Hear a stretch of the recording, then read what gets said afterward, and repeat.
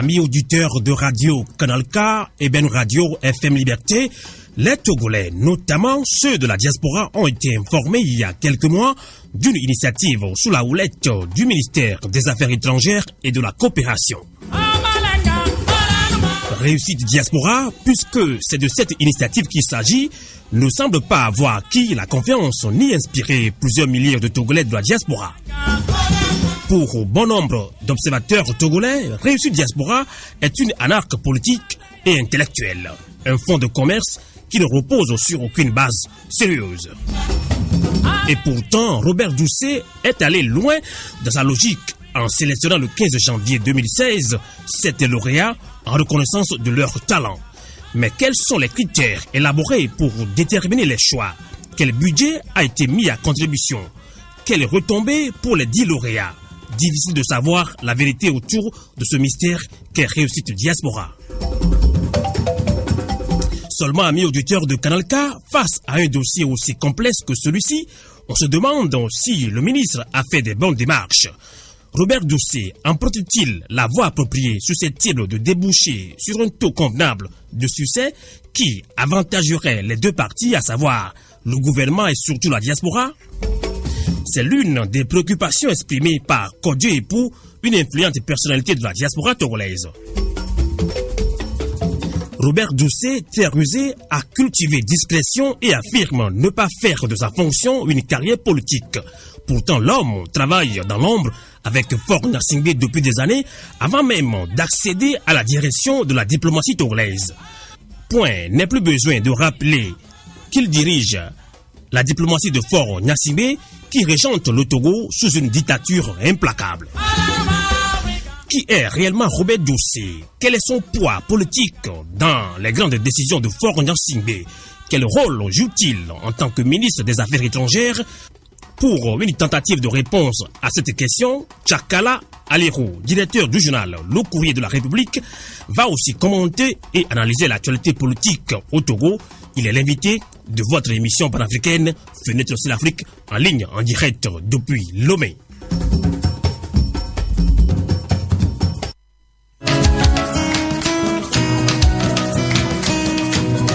Fenêtre sur l'Afrique.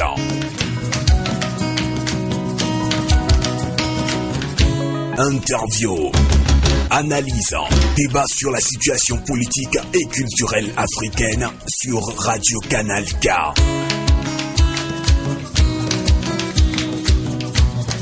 Fenêtre sur l'Afrique, la voix des sans-voix, la voix des opprimés.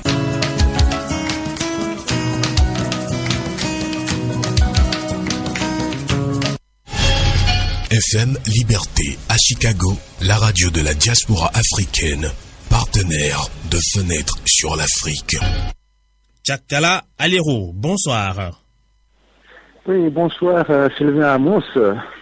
Merci de nous accompagner depuis Lomé au Togo. Vous êtes directeur du journal Courrier de la République.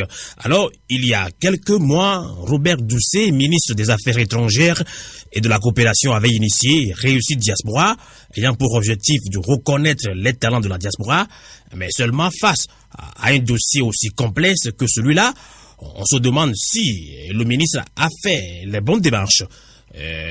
Tchakala Alero. Non, mais l'initiative en elle-même, elle est bonne, mais il y a beaucoup de paramètres qui sont restés tout flous dedans, parce que c'est bien qu'il faut que la diaspora contribue quand même au développement du pays, c'est la chose que tous les Togolais souhaiteraient, mais je crois que beaucoup d'étapes ont été brûlées par le ministre des Affaires étrangères, Robert Doucet.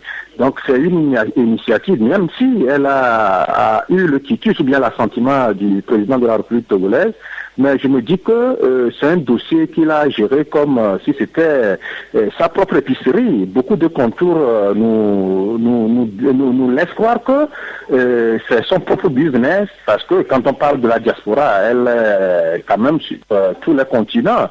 Mais sur quels critères s'est-il basé pour arriver à cela?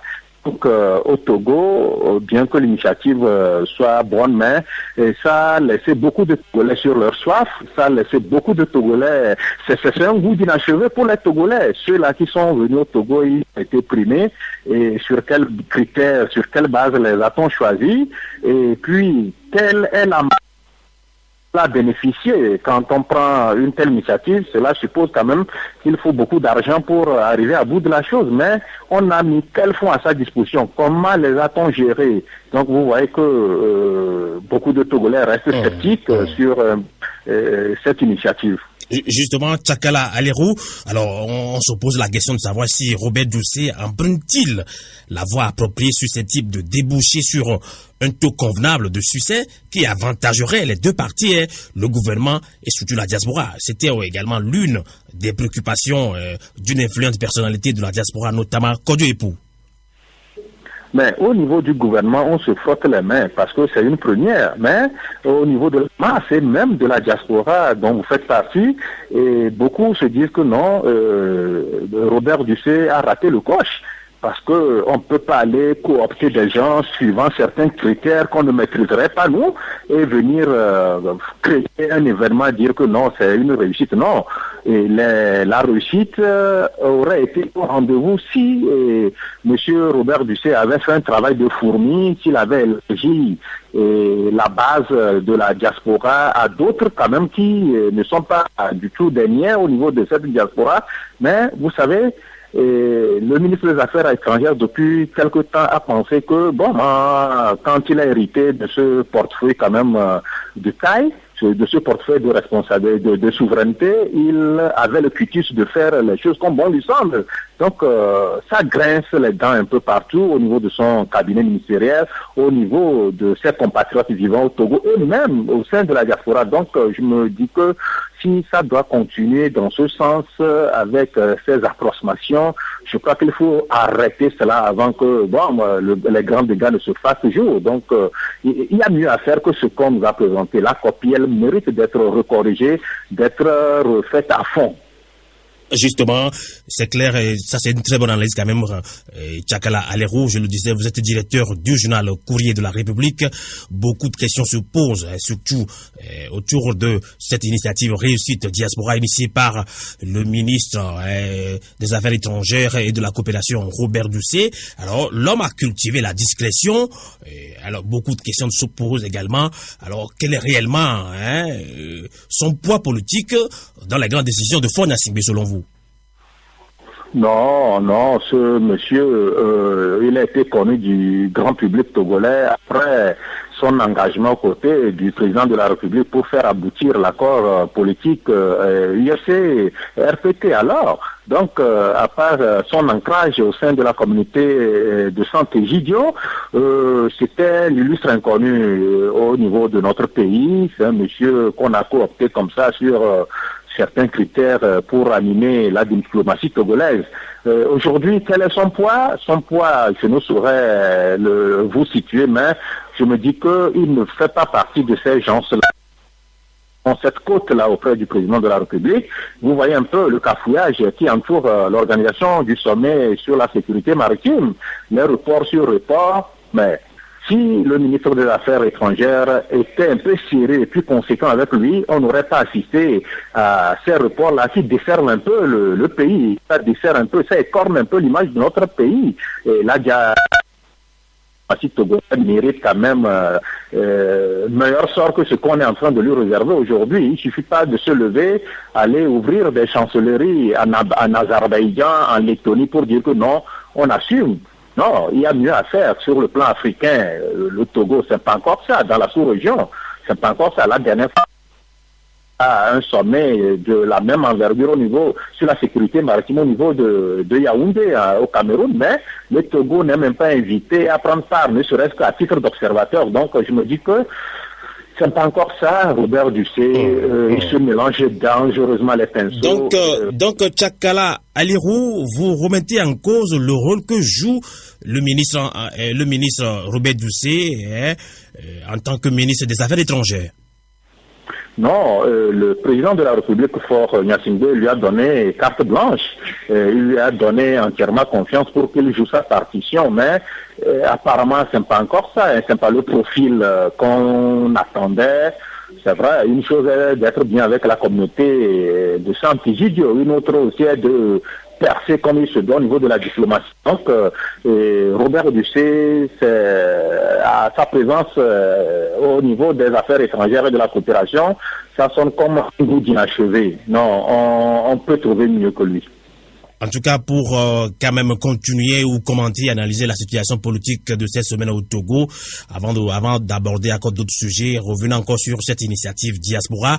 Alors, Robert Dussé affirmait, en tant que ministre des Affaires, il ne compte pas en faire une carrière politique. Quelle est votre réaction là-dessus? Non, mais vous savez, c'est ce qu'il peut dire pour se donner bonne conscience et se dédouaner de certaines pressions qui ont été sur lui. C'est vrai, non. Moi, je me dis que la diplomatie, elle est là, c'est pas M. Robert Dussé qui doit les monter, hein, mais quand on n'arrive pas à créer cette dynamique-là qui puisse grandir le pays, je me dis que là, il est carrément à la touche. Donc, il ne veut pas faire carrière, c'est vrai. Peut-être qu'il sent le danger venir, il sent que, au regard de ses limites observées, on va le décharger de ce rôle-là. C'est pourquoi il est en train d'insister en disant qu'il n'est pas venu pour faire cela sa carrière. Mais bon, je crois qu'il y a d'autres profils sur lesquels le chef de l'État pourra s'appuyer pour donner quand même une autre image de notre pays sur le plan continental et sur le plan mondial. Mais Robert Dussé, franchement, je n'ai rien contre lui. Les Togolais, d'autres Togolais n'ont rien contre lui, mais nous disons que ce n'est pas ça, ce n'est pas encore ça. Ça se mélange dangereusement les pinceaux et on aurait souhaité meilleur profil que lui. D'accord. Eh bien, cette semaine, l'ANC, Alliance nationale pour le changement et la CDPA ont interpellé le président Faure Gnassingbé pour exiger l'organisation des élections locales et surtout les réformes constitutionnelles et institutionnelles. Alors, justement, pendant ce temps, le parti au pouvoir uni procède au renouvellement des préfets et des commis de l'État avec des militaires et des caciques du régime. Quelle est votre réaction, Tchakala Alero? Non, l'organisation de ces locales, tous les Togolais de bon cœur, tous les Togolais conscients que cela pourra changer un peu la donne dans leur pays, sont partants pour ça. On veut voir ces locales-là avoir lieu rapidement, mais malheureusement, sur la base de certains calculs, le pouvoir traîne les pas, le pouvoir joue à la prolongation. Comme l'a dit la dernière fois un confrère, le pouvoir joue au chrono. On ne sait pas quel réglage il reste à faire pour qu'on arrive à ça. Ces présidents de délégation spéciale qu'on a nommés sur des critères un peu de militantisme ont montré leurs limites sur le terrain. C'est des gens qui n'ont pas de compte à rendre à la base. C'est des gens qui pensent qu'ils n'ont de compte à rendre qu'à ceux qui les ont mis là. Donc, depuis là, ils se comportent comme si c'était de petits gourous. Ils n'ont de compte à rendre à quelqu'un. Nos préfectures, nos mairies se meurent silencieusement. Et vous conviendrez avec moi que quand on parle de président de délégation spéciale, cela s'apparente à des curiosités. On n'en voit pas. Le Togo reste l'un des derniers bastions de survivance de ces délégations spéciales qui sont vraiment, à ma foi, des anomalies. Mais il faut aller à ça. Je crois que aucun critère sérieux ne peut justifier le fait que jusque-là, on soit là à égrener les chapelains indéfiniment et qu'on n'aille pas à l'essentiel. Mais comme si le chef de l'État voudrait nous dire que lui, ses préoccupations sont ailleurs. La dernière fois, on a dû remodifier un peu l'ossature des préfets. Et cela, quand on nous a changé, c'est les militaires, c'est de grands officiers de notre pays qui ont pris les rênes de certaines préfectures. Ça veut dire qu'on veut quadriller le pays. On veut quadriller le pays suivant les échéances à venir. Donc, ça veut dire que Faure à son schéma, son petit schéma, que personne ne saurait cerner actuellement. Donc, moi, je me dis que les inquiétudes se font de plus en plus grandes dans la masse. On se demande pourquoi. Et au regard des réformes, Les réformes, c'est pas pour les beaux yeux du chef de l'État et encore moins pour ceux du chef de l'office de l'opposition et encore moins des autres leaders. Les réformes mettront le pays au même diapason que les pays que nous avions toujours admirés. Le Sénégal, le Bénin et d'autres pays dont la démocratie marche comme si c'était réglé à l'avance. Mais ces réformes-là, c'est ça. Mais ces réformes-là sont minées par des calculs. Est-ce que si on arrivait à opérer ces réformes, est-ce que ça ne mettrait pas fin à un système pour mettre sur pied un autre? Donc, c'est tout ce calcul-là. On tend à légitimer les calculs pour le pays, l'image du pays. Exactement. Il faut le faire, il faut aller. Mais malheureusement aussi, on constate que la pression n'est pas aussi forte de la part de nos leaders de l'opposition pour contraindre le président de la République à aller au bout. Mais justement, Tchakala, je ne vous coupe pas, mais justement, Tchakala Alirou, il y a quelques semaines avant même qu'il ne soit reconnu chef de file de l'opposition, Jean-Pierre Fabre avait adressé une lettre à Faure Gnassingbé lui demandant d'organiser dans les brefs délais les élections locales et également opérer les réformes constitutionnelle et institutionnelle. Mais alors la réponse, voilà, UNIR procède alors plutôt au renouvellement des préfets et des commis de l'État avec des militaires et des classiques du régime. Donc on peut dire bye bye aux réformes et aux élections locales. Non, vous savez, au Togo, on a toujours trouvé des raccourcis pour on a toujours trouvé des raccourcis pour aller pour traîner les pas. Vous savez, entre-temps, il y a une commission qui avait été mise en place, mais jusqu'à aujourd'hui, on se demande quels sont les travaux que cette commission a pu mener. Quels sont les résultats auxquels on peut s'attendre. Au Togo, pour ne pas aller à l'essentiel, on préfère se rabattre sur certaines commissions qui, ma foi, ne nous donnent pas les résultats auxquels on doit s'attendre. Ces commissions-là préfèrent travailler pour les beaux yeux de ceux-là qui les ont créés. Mais si aujourd'hui le chef de file de l'opposition a un décret qui vient renforcer son rôle au sein de l'opposition, je crois qu'on Fabre devrait se saisir de ce décret d'application de la loi portant chef de file de l'opposition pour marquer son territoire, pour aller à l'essentiel. Il ne faut pas seulement se complaire que non, on a été renforcé dans notre rôle par un décret, mais ce décret, au lieu que ça se serve à dire que non, c'est maintenant nous sommes chefs de file de l'opposition, ça devrait servir normalement à mettre la pression nécessaire sur le pouvoir pour aller à l'essentiel. Sinon, auquel cas, ce décret d'application n'aura pas servi à grand chose. Maintenant, d'ailleurs, ce décret, moi, je ne me retrouve pas dedans parce que pour le statut de l'opposition, ça a laissé beaucoup de Togolais sur leur soif. On ne peut pas être comptable d'une action gouvernementale et se prévaloir du titre d'opposition. On ne peut pas être froid et chaud en même temps. Donc, je crois que si aujourd'hui l'opposition doit se retrouver sur une plateforme et réclamer quelque chose qu'on doit légaliser, c'est celui portant sur le statut de l'opposition. On ne peut pas, sur la base de certaines humeurs, aller déclarer au niveau du président de l'Assemblée nationale que nous voudrions aujourd'hui faire partie de l'opposition pour que cela soit de mise. Aujourd'hui, au regard de ce statut de l'opposition, le pouvoir RPT peut aller aussi dire que le pouvoir RPT UNIR peut aller aussi dire que non, bon, nous voulons être inscrits sur la liste de l'opposition et que cela va se faire. Vous voyez un peu qu'il y a des incongruités qui méritent quand même d'être réparées. Il faut aller à ça. Je crois que la pression mérite d'être constante sur le pouvoir pour qu'on essaie de présenter une copie plus envieuse. D'accord. Alors, Tchakala, Alirou, vous parlez alors de pression au niveau des hommes politiques. Et là, devant cette situation où là où la population avait également réclamé des manifestations, réclamant les réformes, les élections locales.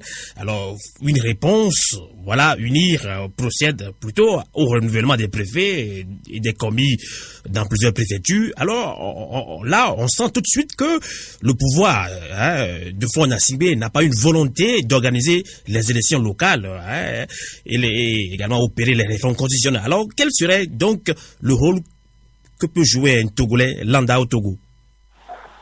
Non, vous avez vu un peu ce que nos frères du Nord, c'est-à-dire les Burkinabés, ont eu à faire. C'est un exemple à suivre.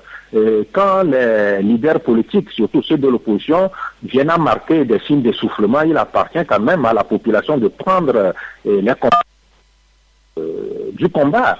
Mais aujourd'hui, il va falloir aussi que la société civile, qui quand même a un bon travail aussi, essaie de créer la dynamique qu'il faut pour quand même pour faire céder le pouvoir par rapport à cet hermétisme qu'on constate chez lui. Le pouvoir, je crois que tel que c'est calme, tel que c'est plat, tel qu'on ne sent pas des poches de résistance se former, le pouvoir pense que non, bon, le boulevard lui est grandement tracé et qu'il peut y slalomer à sa guise. Donc il appartient maintenant à la population qui subit les affres de toutes les bêtises que ce pouvoir l'engendre. Il lui appartient de prendre ses destinées en main et de dire que non, nous avons décidé de marquer notre territoire et on doit aller jusqu'au bout. Quand ce peuple se décide de mettre la pression, je crois que ce peuple arrive toujours à obtenir des résultats. Vous avez vu notre démocratie, il a fallu quand même que le peuple prenne la rue pour que le président Yadima puisse dire que non, il va falloir quand même qu'il cède et pour qu'on aille à cette conférence nationale. Depuis lors, le peuple a été comme utilisé pour de sales boulots, c'est pour réclamer des victoires dites volées, c'est pour faire des bas boulots. Mais aujourd'hui, au regard de ce qui se passe, donc, je crois que c'est le peuple qui est perdant.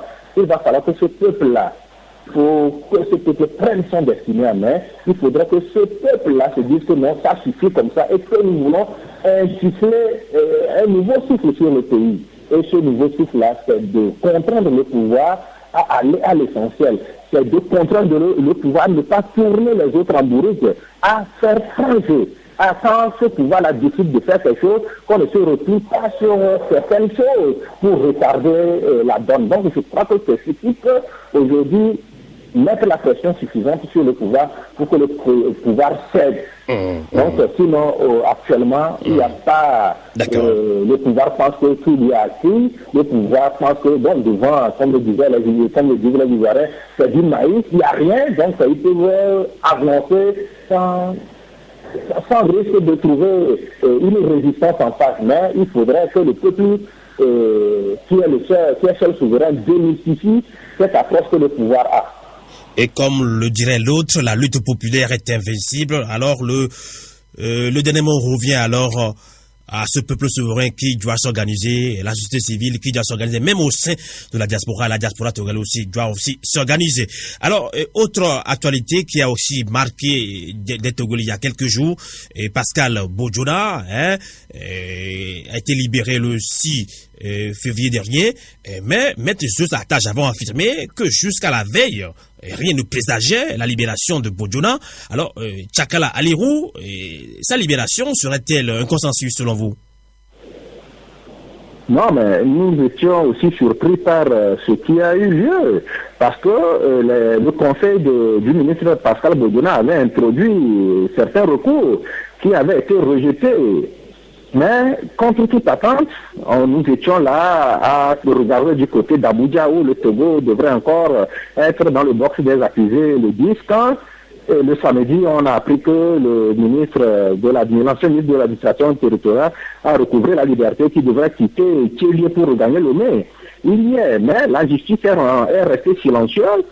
Ceux-là même qui ont activé le feu pour que cette situation d'infortune-là arrive au ministre, à l'ancien ministre, reste muet. Mais l'essentiel, c'est qu'à son pire ennemi, on ne souhaiterait la prison. Il a recouvré la liberté, mais à quel prix? On ne nous dit pas, parce que le dossier même, c'est un dossier creux, c'est un dossier vague, c'est un dossier qui ne repose sur aucune base sérieuse. Et il y a un Émirati qui a voulu sortir une prétendue fortune de Robert Gueye des caisses de la BCAO.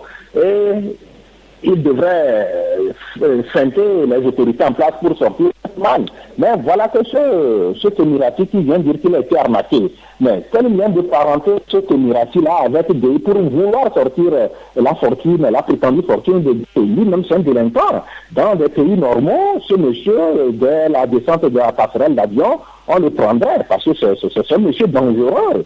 Mais on ne l'a pas fait. On a plutôt préféré faire goûter une certaine méchanceté à quelqu'un qui était un témoin qui, par des contorsions qu'on ne saurait qualifier, se retrouve comme un inculpé, un accusé, un inculpé. Vous voyez un peu comment la justice congolaise fonctionne, malgré les milliards que les partenaires au développement ont mis pour la modernisation de la justice.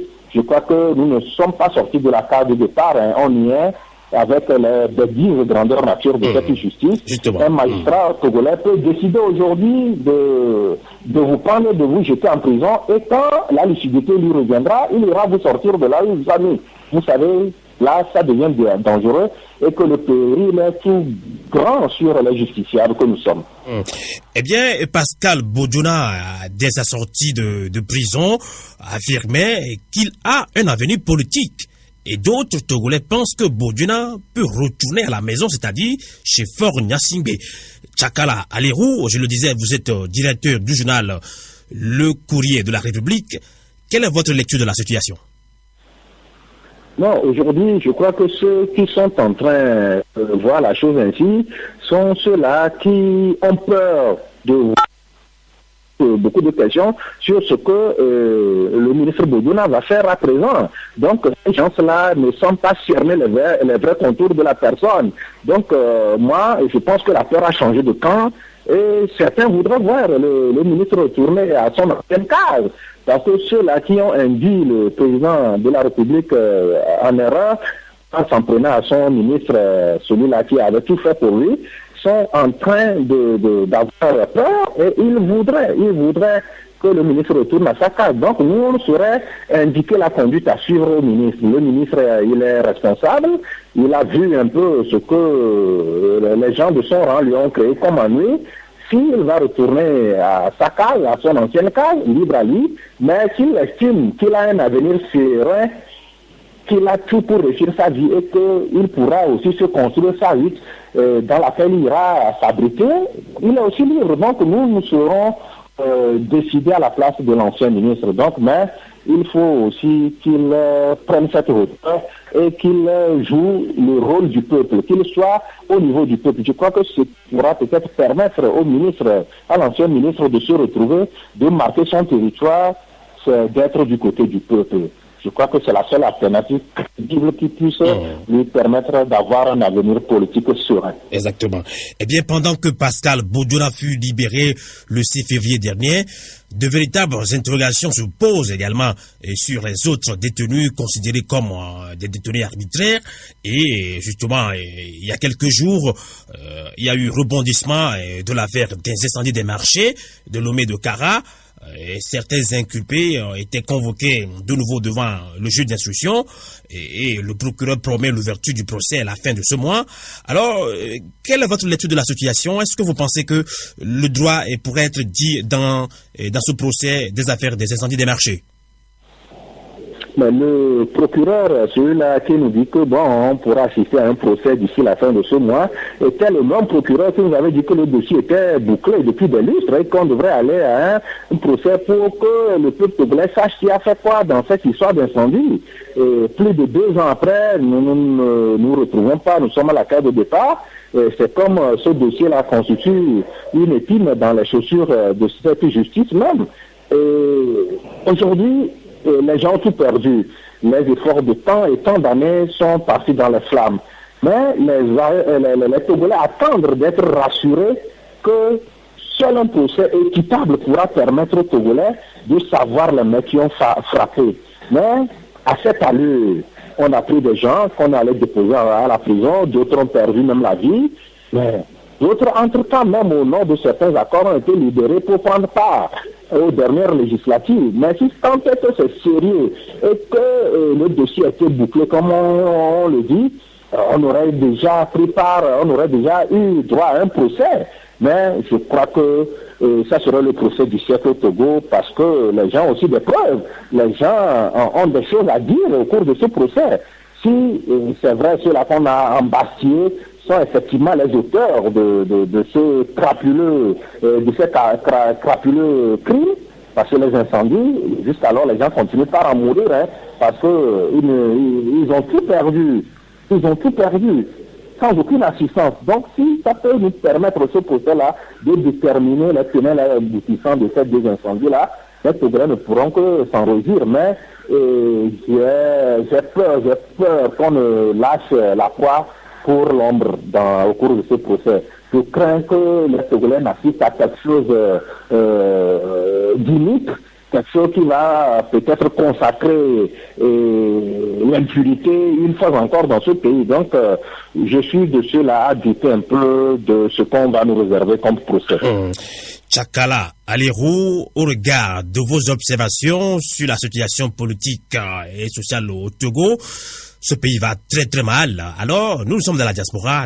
Cette émission elle est très suivie par la diaspora togolaise. Quel sera votre mot à l'endroit de cette diaspora? Non, mais j'apprécie énormément le rôle moteur que cette diaspora togolaise joue. Et vous savez, après le budget togolais, les diasporas sont les tout premiers contributeurs à titre d'argent, de fonds du pays. Ils se consacrent, bien qu'ils soient dans les pays occidentaux, dans d'autres pays, ils ont encore toute leur pensée, tout leur cœur dans leur pays d'origine. Donc, j'apprécie énormément ce qu'ils font pour ce pays. Mais vivement qu'on puisse leur trouver ce canal-là pour qu'ils s'expriment un peu plus. Que ce rôle-là ne se limite pas seulement à des décorations, comme on en a vu la dernière fois au cours de Réussite Diaspora, qu'on leur donne un créneau sûr, je le dis bien sûr, pour qu'ils puissent s'exprimer et qu'ils puissent apporter un plus au développement de notre pays. On a des talents, quand on sait qu'il y a plus de médecins togolais en France qu'au Togo, je crois que le Togo peut se réjouir quand même, peut être fier de la dynamique dans laquelle se trouve sa diaspora, mais que le pouvoir en place essaie de valoriser quand même nos compatriotes vivant dans cette diaspora en leur donnant ce droit de vote. Je crois que les Togolais de la diaspora voudraient quand même avoir ce canal où ils pourront exprimer leur droit de vote. Vivement que nous en arrivions là et que leur rôle ne se limite pas seulement à envoyer de l'argent aux parents au pays. En tout cas, merci beaucoup Tchakala Alirou, directeur du journal Courrier de la République. Merci beaucoup de nous avoir accompagnés en direct dans cette émission Fenêtre sur l'Afrique en direct depuis Lomé. Bonsoir et à très bientôt. Et merci de l'opportunité qui m'a été donnée de pouvoir parler de la situation intérieure de notre pays. Merci pour vous et merci pour tout ce que vous faites pour le développement de l'Afrique. Merci.